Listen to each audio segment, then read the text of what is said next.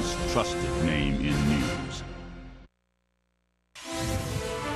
Back now with our breaking news. Fort Lauderdale. This is a sign of things to come, and we've been showing you these trees because this is sort of the outer part of this hurricane that is making its way barreling towards Florida now. And we have just learned just about 30 minutes ago when we got the new forecast that Irma is now a Category 5 again, back to being a Category 5. Florida's governor issuing what amounts to a final warning to those ordered to evacuate. Get out now before it is too late. Now I want to check now with Ed Rappaport. He's the Deputy Director of the National Hurricane Center. Ed, you're a busy man. We appreciate your time. Give us the latest on the storm's path. Walk us through these scenarios in the hours to come. Over the last few hours, the center has been moving more towards the west and is very close to the north coast of Cuba. And we expect a turn then to the northwest and then the north over the next 24 to 36 hours, increasing the risk to the Florida Keys. We're very concerned about that area, as well as the southwest coast of Florida. And indeed, we have a storm surge warning up for the coast all along the southeastern peninsula and the Florida Keys. Very dangerous in the Florida Keys, and the water levels will be rising along the coast of the peninsula as well. Ed, we have been speaking to people who are saying that they're going to ride it out in the Keys, and if you can just speak to those people now, what do you say to them? I'm not sure that they'll make it, and we're talking about a 5 to 10 foot storm surge on keys and islands that are only 5 to 10 feet high, and if it was just that, that's a risk as it is, but we have waves on top of that, perhaps 15-foot waves, even higher, along with hurricane force winds. It's very risky to be out there at this point, and I would advise everyone who's left to get out now while they can. Yeah. So give us a kind of damage. What kind of damage are you expecting now that you're saying this is moving further west? Give us a damage here. You know, the greatest risk now is going to be still for the Florida Keys, as we mentioned, and the southwestern coast of Florida, and then all the way up towards the Tampa area.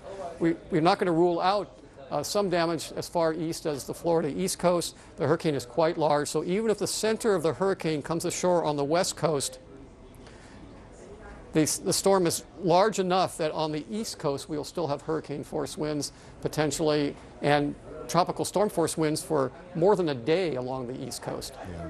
So listen, if you can't leave the state of Florida, many people cannot leave the state of Florida. They either waited too long or they don't have the resources.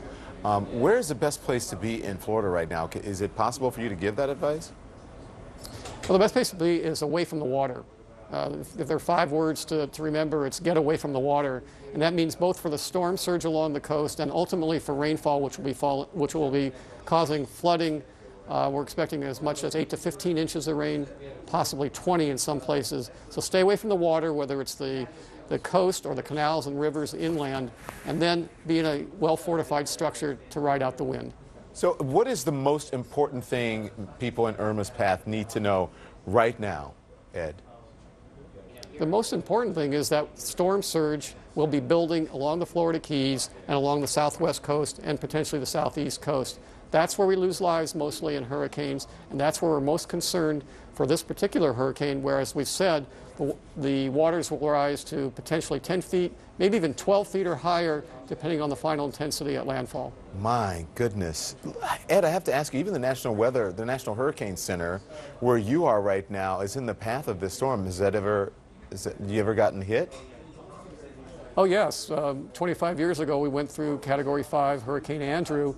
Some of us were here then. We've experienced Wilma and Katrina since then.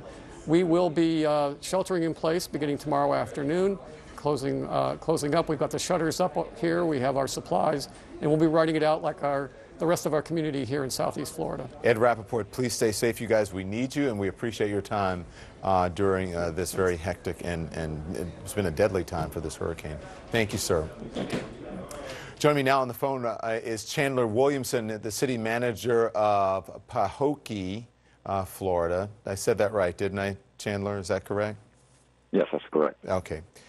So listen, the governor has ordered these mandatory evacuations from the 7 cities around Lake Okeechobee, including your city. Is everyone getting out?